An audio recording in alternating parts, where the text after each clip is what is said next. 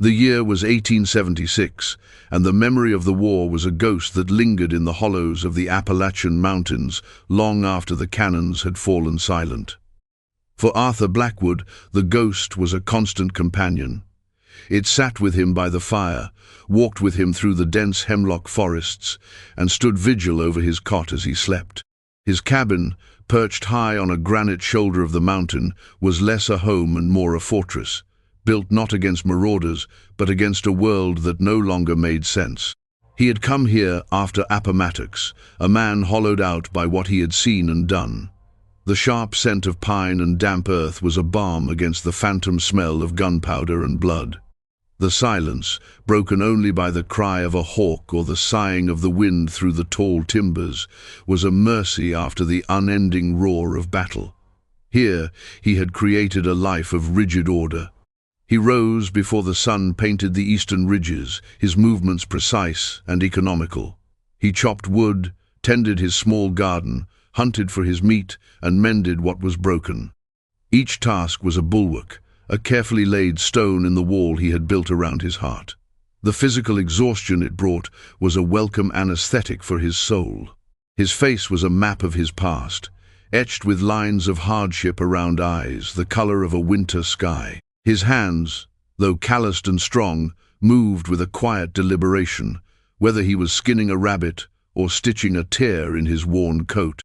He spoke little, even to himself, for words had a way of summoning the ghosts he worked so hard to keep at bay.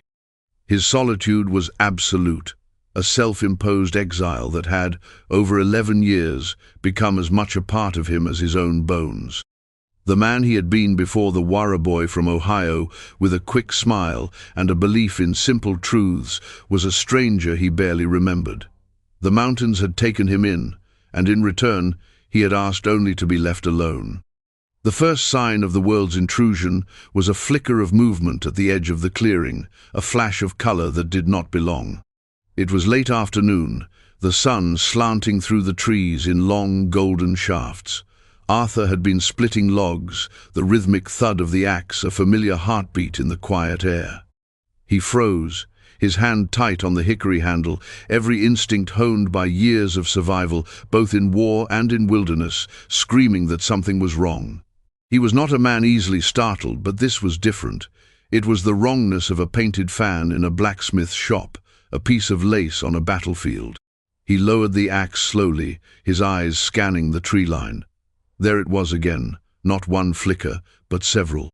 Pale blues, soft pinks, sullied yellows, the colors of worn calico and gingham, colors he had not seen in a decade. They moved like wraiths through the underbrush, stumbling, halting, and then pressing forward again. He counted them. 1, 2, 3. His mind struggled to process the number. It was an impossibility. 11. 11 women were emerging from the forest and into his clearing, their dresses torn and stained with mud, their faces smudged with dirt and despair. They looked like a flock of broken birds, their finery ruined, their steps faltering with exhaustion. One of them, a young woman with hair the color of straw, stumbled and fell to her knees, her shoulders shaking with silent sobs. Another, older and with a severe knot of graying hair, helped her up, her own face a mask of grim determination. They stopped at the edge of the clearing, huddled together, looking at his cabin as if it were both a deliverance and a new, terrifying threat. Leading them was a woman who stood a little apart from the rest. She was tall, and though her dress was as tattered as the others, she held herself with an erect posture that defied her circumstances. Her hair, a dark chestnut brown, had come loose from its pins and fell in waves around her shoulders. Her face was pale and drawn, but her eyes, a deep, clear green, met his across the clearing with a look that was not pleading, but assessing. It was a look that held fear, but also a bedrock of unbroken pride. Arthur remained motionless, a sentinel of weathered wood and homespun cloth. His first impulse was a cold, hard rejection. This was his sanctuary.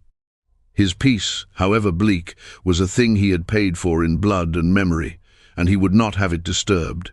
They were from the world below, the world of towns and people and complications he had fled. They would bring its noise, its demands, its sorrows. He could feel the walls of his solitude trembling, and a raw, protective anger rose in him. He wanted to raise his voice, to tell them to turn back, to leave him to his ghosts. But then the woman in the lead took a hesitant step forward, and another. She walked toward him with a slow, measured gait, as if each step cost her something. The other 10 watched, their fear a palpable thing that seemed to shimmer in the air. As she drew closer, he could see the finer details of their desperation, the scraped hands, the haunted hollows beneath their eyes, the way they flinched when a branch snapped in the woods behind them. She stopped about 20 feet from him. Her voice, when she finally spoke, was raspy with thirst and fatigue, yet it carried a surprising strength. "Sir," she said, her breathing shallow, "my name is Eleanor Vance. These women are with me. We have fled the town of Providence." Arthur said nothing. His silence was a weapon, a shield, a vast, empty space he expected her to retreat from. He had used it to drive away the occasional lost trapper or prospector. But she did not retreat. She held his gaze, her chin held high. "The mayor," she continued, her voice gaining a thin thread of steel. "Mr. Donovan, he has become a tyrant. He has taken our family's lands, our father's businesses. He sought to distribute us as property to his men." The words were spoken with a clipped, precise anger that hinted at a much deeper well of fury and terror.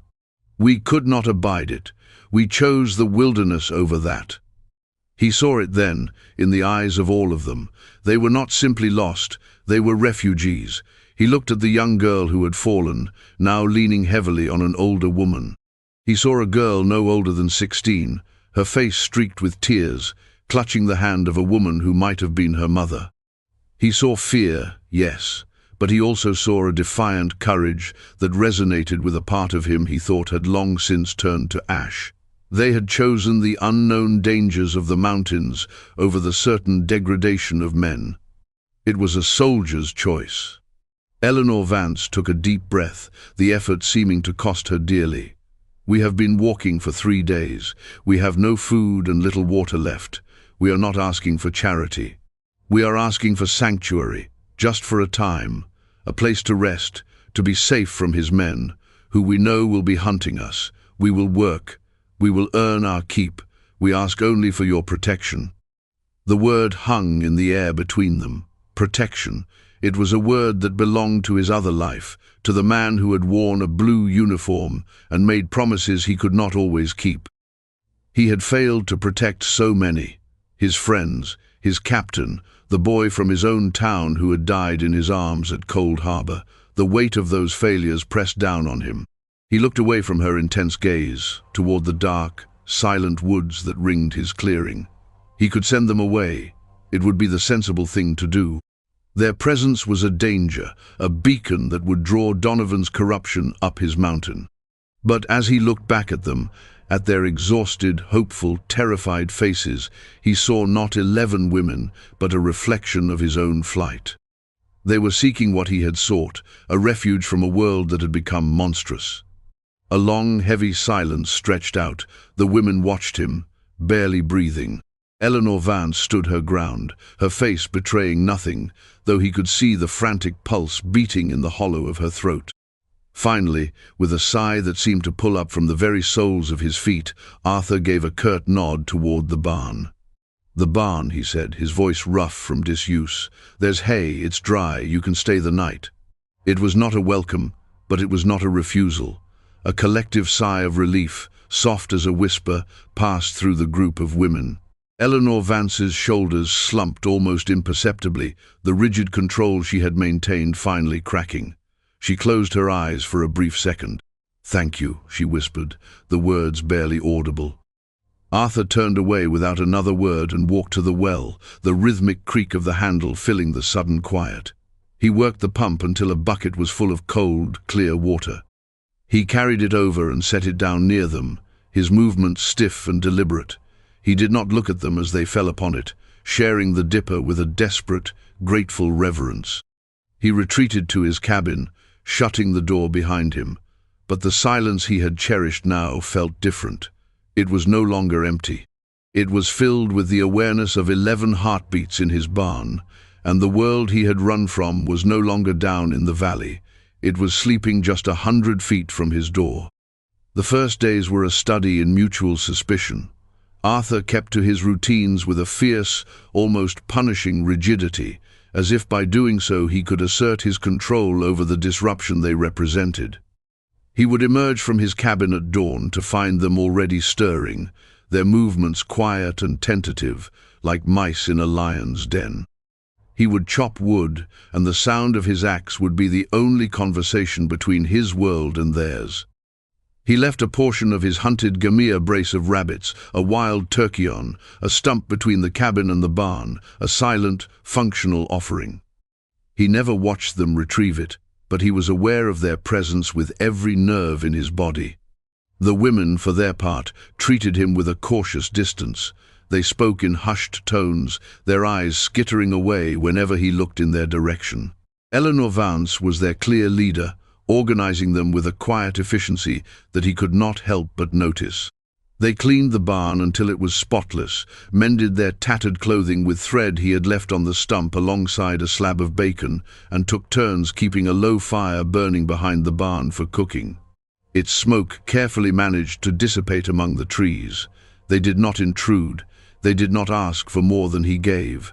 They existed in his periphery, a silent, bustling community of ghosts in calico. But the arrangement was an uneasy truce, not a peace. He felt their eyes on him as he worked, a constant, unnerving scrutiny. He was an enigma to them, the grim, silent man of the mountain. And they were a threat to him, a breach in his defenses. His nights were more restless than ever. The faces of the dead in his dreams were now joined by the living faces of the women in his barn. He was responsible for them. The thought was a burr under his skin, an unwelcome weight on his shoulders. He had chosen solitude precisely to be free of such burdens. One afternoon, a week after their arrival, the sky turned a bruised, angry purple. The wind began to howl through the pines, a mournful sound like a thing grieving. A storm was coming, one of the violent, sudden tempests that could tear through the mountains with savage force. Arthur secured the shutters on his cabin and checked the livestock pen, his movements quick and sure. He glanced toward the barn. It was sturdy, but old. The wind was already plucking at its shingles. He hesitated for only a moment, a war raging within him. His cabin was his inner sanctum, the one place that was wholly his. To let them inside was to surrender the last bastion of his isolation. But the image of the young girl with the straw-colored hair, her face pale with fear, flashed in his mind. He strode to the barn, the first fat drops of rain splattering against his shoulders. He threw open the heavy door. The women looked up, startled, their faces illuminated by the flickering light of a single lantern. Eleanor stood at once. "The storm," Arthur said, his voice a low rumble against the rising wind. "It will be a bad one. The loft isn't safe. Get your things. You'll stay in the cabin." He did not wait for an answer, turning and walking back to his small house, leaving the door agape. A moment later they filed in, a silent, dripping procession. They huddled together near the door, looking small and out of place in the spare, masculine space. The cabin was one room, dominated by a large stone fireplace, a rough-hewn table, and his cot in the corner. There was nowhere for them to go that was not in his immediate vicinity. The storm broke with a roar, rain lashing against the roof and windows in a furious torrent. Thunder cracked overhead, shaking the very foundations of the cabin. With each clap, some of the younger women would flinch, their eyes wide. Arthur ignored them, stoking the fire until it blazed, casting dancing shadows on the walls. The enforced proximity was a physical discomfort, like a collar that was too tight. The air, once scented only with wood smoke and old leather, was now filled with the foreign smells of damp wool, lavender soap they must have carried, and fear. Eleanor came to stand near the hearth, extending her hands to the warmth. "We are in your debt again, Mr. Blackwood." "The barn roof might not have held," he grunted, not looking at her. It was a statement of fact, not kindness.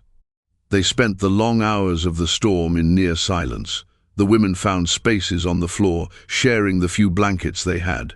Arthur remained in his chair by the fire, a sentinel in his own home. But as the night wore on, the rigid silence began to thaw, eroded by the shared experience of the storm's fury. One of the older women, a stout, motherly figure named Martha, began to hum a soft tune, a wordless lullaby that seemed to calm the frayed nerves in the room. Another, a quiet woman named Abigail, began to speak in a low voice to the girl beside her, her words a soothing murmur. Arthur found himself listening. He learned their names not as a collective, but as individuals. Rose, the young one who had fallen. Clara, who was a skilled herbalist. Josephine and Beatrice, who were sisters. Each name was a small chip in the wall he had built. He learned snippets of their lives before Providence had soured stories of gardens, of church socials, of families now broken. Late in the night, the storm raged on, but a kind of exhausted peace had settled inside the cabin. He must have dozed off because he was startled awake by a soft cry. He opened his eyes to see Eleanor kneeling beside one of the women, whispering to her. In the dim firelight, he saw that Eleanor was holding the woman's hand, her face a portrait of gentle compassion. He had only ever seen her pride and her strength. This glimpse of tenderness was unexpected, and it disarmed him. He rose and poured a cup of water from the bucket by the door, walking over to her. He knelt, offering the cup. "Here," he said gruffly. Eleanor looked up, surprised. Her green eyes met his in the flickering light, and for the first time he saw not a refugee or a burden, but simply a woman trying to hold her world together. "Thank you," she whispered, and took the cup, helping the other woman drink. He retreated to his chair, but something had shifted. The cabin no longer felt invaded. It felt occupied. The silence he returned to was no longer his own. It was a shared silence, layered with the soft sounds of breathing, of sleeping women who had placed their trust in his roof and his honor. For the first time in 11 years, Arthur Blackwood was not entirely alone, and the feeling was as terrifying as it was unfamiliar. The storm passed, leaving the world washed clean and glistening. The women returned to the barn, but the invisible wall between them and Arthur had been breached.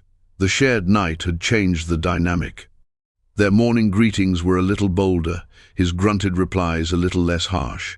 He found a basket of wild berries on the stump one morning, left by Clara. He left a length of rope he had no use for in return, knowing their mended clothes were held together by little more than hope. It was a silent, bartering language of mutual acknowledgement. Eleanor began to approach him more directly, not with demands, but with questions. She asked about the trees, the animals, the signs of changing weather. She was a keen observer, her intelligence sharp and practical. He found himself answering her, his explanations clipped and factual, but he answered nonetheless. "That's witch hazel," he told her one day, pointing with his chin. "Good for poultices." "And that bird call?" she asked, tilting her head. "Wood thrush. Means the air is clear." During these brief exchanges, he learned more about their flight. Mayor Donovan was not just corrupt, he was a man of unchecked appetites. After seizing control of the town's assets through fraudulent debts and intimidation, he had declared the unmarried daughters and widows of the ruined men to be wards of the town, planning to use them as chattel to reward his loyal thugs.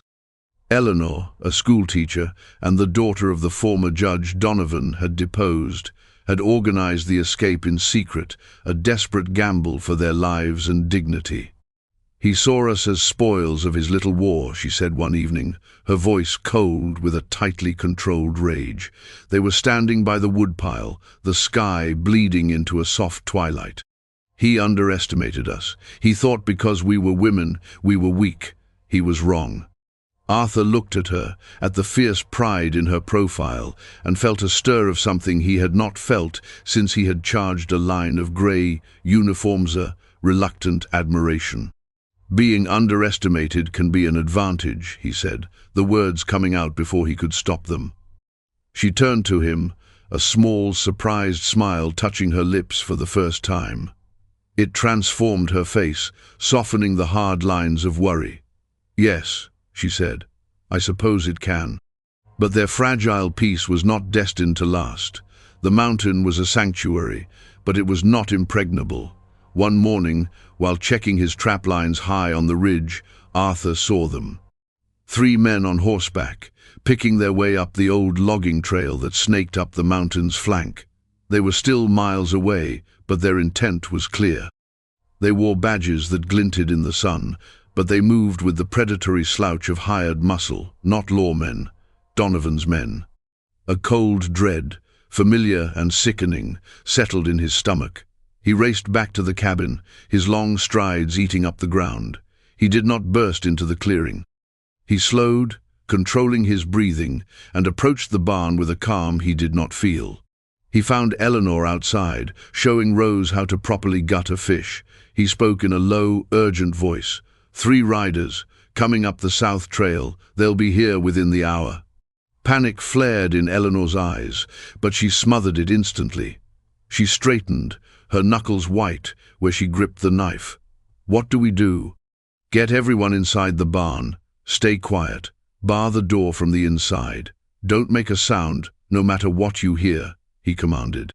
His mind was already working, clicking through tactics and terrain like the tumblers of a lock. "Erase any signs of you being here, the fire, the washing, all of it." The women moved with a frantic, whispered efficiency born of terror. Within minutes, the clearing was as it had always been, empty and austere. Arthur watched as the heavy barn door swung shut, the sound of the wooden bar sliding into place echoing in the sudden silence. He took his rifle from the cabin. It felt unnaturally heavy in his hands, a tool of a life he had tried to bury. He did not want this. He did not want their violence and their greed to stain his mountain. But his choice had been made the moment he offered them the shelter of his barn. He did not wait for them to reach his clearing. He circled around, moving through the dense woods with a silence born of long practice. He positioned himself on a rocky outcrop overlooking the trail, his body concealed by a thicket of mountain laurel. He laid the rifle on the rock before him, its cold steel a familiar, unwelcome comfort. He watched them approach. They were coarse men, laughing and talking loudly, confident in their power and purpose. One of them was the mayor's chief enforcer, a hulking brute named Shaw. Arthur knew him by reputation from the one time a year he went to town for salt and iron goods. Shaw was a man who enjoyed cruelty. They reined in their horses at the bottom of the trail leading directly to his clearing. "He's up here somewhere," Shaw's voice boomed, echoing in the quiet forest. "The old hermit. Donovan wants to know if he's seen a flock of stray hens." The other 2 laughed. "Maybe he's keeping them warm for us," one jeered. Arthur's finger tightened on the trigger. The cold, disciplined part of his mind, the part that had kept him alive in the war, took over. One shot, and he could drop Shaw from his saddle. But that would mean a fight. That would mean killing again, and the other 2 were armed. It was a risk. Instead, he chose another tactic. He waited until they were halfway up the steep, narrow path. Then he raised the rifle and fired. Not at them, but at the face of the shale cliff just above their heads. The crack of the rifle shot was like a thunderclap, shattering the peace of the forest. The bullet struck the unstable rock, and with a deafening groan, a cascade of shale and loose rock slid down onto the path. It was not a massive landslide, but it was enough. The horses screamed and reared, their eyes wild with terror. One man was thrown, landing hard, with a cry of pain. The other 2 fought to control their panicked mounts as stones rained down around them. "Ambush," one of them screamed. Shaw cursed, wrestling his horse back from the edge of the trail. He scanned the trees, his eyes wide and searching, but he could see nothing. The forest was silent again, impenetrable. "Who's up there?" he roared, his bravado shaken. Arthur remained perfectly still, a part of the rock and shadow. He did not fire again. The single shot, the rock slide, the unsettling silence, it was a message. This mountain was not undefended. It had teeth. For a long moment, they hesitated. The injured man groaned on the ground. The path ahead was blocked. The woods around them felt alive with unseen menace. Shaw made his decision. "Get him up. We're getting out of here," he snarled. "But we'll be back. You tell that hermit we'll be back for him and for the women." They hauled their injured companion onto his horse and retreated back down the mountain, casting fearful glances over their shoulders. Arthur watched them go, his heart pounding a slow, heavy rhythm against his ribs. He waited until they were long gone before he lowered the rifle, his hands trembling slightly. He had not taken a life. He had protected his own. He had protected them. The realization settled in him, not with triumph, but with a profound and weary sadness. The war had found him after all. The days that followed the encounter with Shaw's men were fraught with a new tension. The threat was no longer a distant possibility. It had a face and a voice that promised to return. The women stayed closer to the barn, their quiet industry now shadowed by a constant vigilance. Arthur found himself watching the trails, his rifle never far from his hand.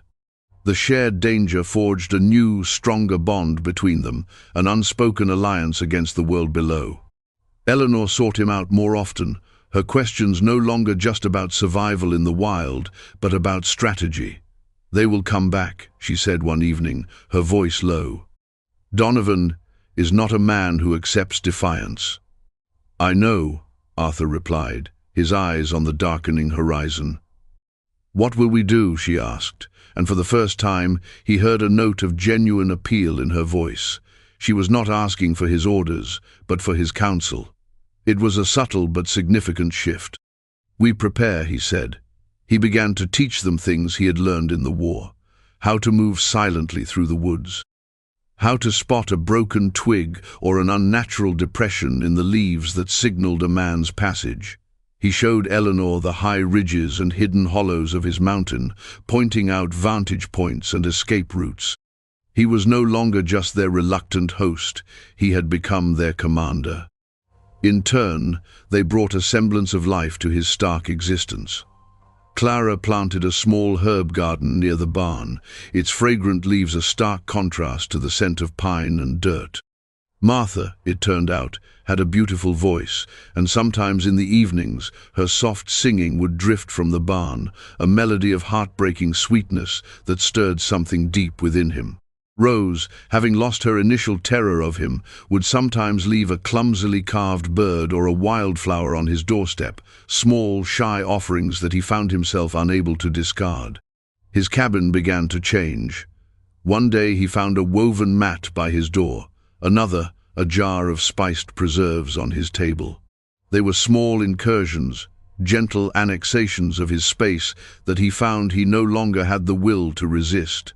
The silence he had once craved now often felt empty, and he would find himself pausing in his work, listening for the distant sound of their voices. The confrontation, when it came, was sooner than he expected. It was a grey, overcast morning, a week after the rock slide.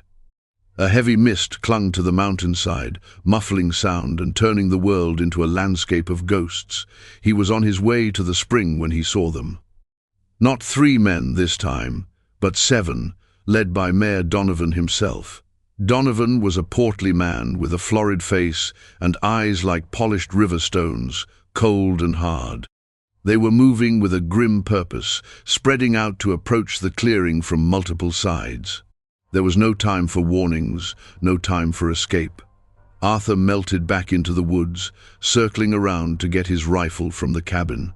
As he slipped inside, he saw the women huddling at the barn door, their faces white with terror. Eleanor met his gaze across the clearing, and in her eyes he saw not surrender, but a question. He gave her a short, sharp nod, a signal they had prearranged. Barricade. The women scrambled back inside, the barn door slamming shut. Arthur took a deep breath, the familiar coldness settling over him. He grabbed the rifle and a pouch of cartridges. He would not let them be taken. Donovan and his men stepped into the clearing, their guns held ready. They saw the closed cabin door, the silent barn. "Blackwood," Donovan's voice was oily with false confidence. "I know you're in there, and I know you have my property. Send the women out, and I might be inclined to forget your interference." The cabin door creaked open. Arthur stepped out, his rifle held loosely at his side, not aimed, but ready. He stood on the porch, a lone, immovable figure against the grey backdrop of the logs. "They are not your property, Donovan," he said, his voice calm and clear. "They are free women, and they are under my protection." Donovan's face darkened. "Protection? You are one man, an old soldier whose war is long over. I have 6 men with me. Do not be a fool." "I've faced worse odds," Arthur said flatly. Shaw, standing beside Donovan, sneered. "Let's just rush him, Major. He can't get us all." "He might get you, Shaw," Arthur said, his eyes locking with the bigger man's. "And I don't miss." An uneasy silence fell.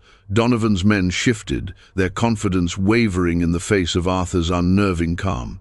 But the mayor was not a man to be deterred by a single rifle. "The barn," Donovan ordered, gesturing with his pistol. "2 of you, break down that door. The rest of you, keep him pinned." 2 men started toward the barn. Arthur knew he couldn't stop them all. He raised his rifle, preparing to make a choice he did not want to make. But then, something unexpected happened. From the open hayloft door of the barn, a volley of objects rained down on the 2 men. Not bullets, but rocks, pieces of firewood, an old iron skillet. The attack was sudden and furious. One of the men yelled in pain as a heavy piece of wood struck his shoulder. They staggered back, looking up in disbelief. Standing in the hayloft opening were Eleanor, Martha, and Beatrice, their faces grim with determination, their arms full of more makeshift ammunition. At the same moment, the small windows on the side of the barn slid open, and Clara and Josephine appeared, armed with buckets of a noxious, steaming liquid from Clara's herb stores, which they flung at the men below. The men howled as the stinging concoction hit them, retreating in confusion. Donovan stared, flabbergasted. This was not in his calculations. He had come for timid, frightened women, not a coordinated, resisting force. The distraction was all Arthur needed. He fired, not at a man, but at the pistol in Shaw's hand. The shot was perfect. The pistol flew from Shaw's grasp with a metallic clang, his hand numb and tingling. Shaw cried out, staring at his empty hand in shock. Now it was 7 guns against 1, but the odds had shifted. Donovan's men were rattled, their focus split between the implacable man on the porch and the surprisingly ferocious women in the barn. "This mountain is my home," Arthur said, his voice ringing with an authority he had not felt in years. "These women have found sanctuary here. You are trespassing. You will leave now, or you will be carried out." He took a step forward, off the porch, his rifle held at the ready. He was no longer just a hermit defending his solitude. He was a man defending his home, his people. The realization struck him with the force of a physical blow. They were his people. Donovan looked from Arthur's steady gaze to the determined faces of the women in the barn. He saw his men, shaken and uncertain. He saw his plan, his simple application of force, unraveling in the misty air. His bluster deflated, replaced by a cold, calculating fury. He had misjudged not only the women, but the quiet man on the mountain. Humiliation warred with prudence. Prudence won. "This isn't over, Blackwood," he spat, his face mottled with rage. He gestured angrily at his men. "Fall back. Let's go." They retreated, dragging their discouraged companions with them. They did not look back. Arthur stood motionless in the center of the clearing, his rifle still ready, until the last sound of their passage had faded into the mist. Slowly, the barn door creaked open. The women emerged, their faces pale but triumphant. Eleanor came toward him, her eyes shining. She stopped before him, looking at the rifle in his hands. then up at his face. "It's over," she said, her voice a breath of wonder. Arthur lowered the rifle, the tension draining out of him, leaving him feeling bone-weary but strangely light. "For now," he said. He looked at the women, at their brave, determined faces. They had not cowered. They had fought, for themselves and for each other. He looked at his cabin, and then at the barn. The space between them no longer felt like a divide. It felt like a common ground, a place that belonged to all of them. The silence that descended was not empty or lonely. It was a shared peace, earned together. He had thought he came to the mountains to be alone, to escape the bonds of duty and care. He now understood he had only been waiting. In the weeks and months that followed, a new kind of life took root on the mountain. The barn was no longer a temporary shelter but an extension of the homestead. With timber Arthur felled and hewed, they added a sturdy lean-to for a proper kitchen and a common room. The small patch of a garden exploded into a sprawling plot under the women's collective care, promising a harvest that would see them all through the winter. The fear of Donovan's return slowly faded, replaced by the rhythms of a shared existence. The sounds of the clearing changed. The solitary thud of Arthur's axe was now often accompanied by the murmur of conversation, the melody of Martha's singing as she worked, and sometimes the bright, surprising sound of laughter. Rose's laughter, especially, seemed to have the power to smooth the hard edges of his soul. Arthur found his own rigid routines softening, bending to accommodate the life that now pulsed around him. He still rose at dawn, but now it was to the smell of coffee and baking bread. He still hunted, but now he was providing for a family. He taught the younger women to track and to fish, and discovered a patient, quiet satisfaction in the role of teacher. He found himself speaking more, sharing stories of the wilderness, though never of the war. He did not need to. They seemed to understand that some territories were too scarred to be revisited. His relationship with Eleanor deepened into a quiet, powerful partnership. They were the twin pillars around which this new community was built. They rarely needed to speak to understand one another. A shared glance across the dinner table, a nod as they planned the day's work, it was a language of mutual respect and a slowly growing affection that neither of them dared to name. She was the heart of their home, her steady strength and intelligence guiding the women. He was its guardian, his quiet vigilance, a comforting shield around them all. One evening in late autumn, he was sitting on his porch, cleaning his rifle, a task that had become more habit than necessity. The air was crisp with the scent of wood smoke and decaying leaves. The sun was setting, bathing the valley below in a fiery orange glow. Eleanor came and sat on the step below him, holding a steaming mug in her hands. They sat in comfortable silence for a long time, watching the sky bruise into nightfall. "Do you ever miss it?" she asked softly, her voice barely disturbing the quiet. "The silence? Being alone?" Arthur stopped his work, his hands still on the cool metal of the rifle. He considered her question. He thought of the 11 years of profound, echoing loneliness.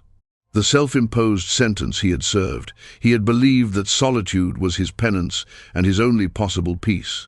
He looked at the warm light spilling from the windows of the cabin and the new common room. He could hear the low murmur of voices from within, the clatter of plates being washed. He thought of the feeling of sitting at a long table, surrounded by people who depended on him, and whom he was startled to realize, depended on in return. "My silence was just a different kind of war," he said, his voice low and reflective. "I was just fighting it by myself." He looked down at her. In the fading light, he could see the warmth in her eyes. She reached out and gently laid her hand on his arm, her touch sending a jolt of surprising warmth through him. "You're not by yourself anymore, Arthur," she said softly.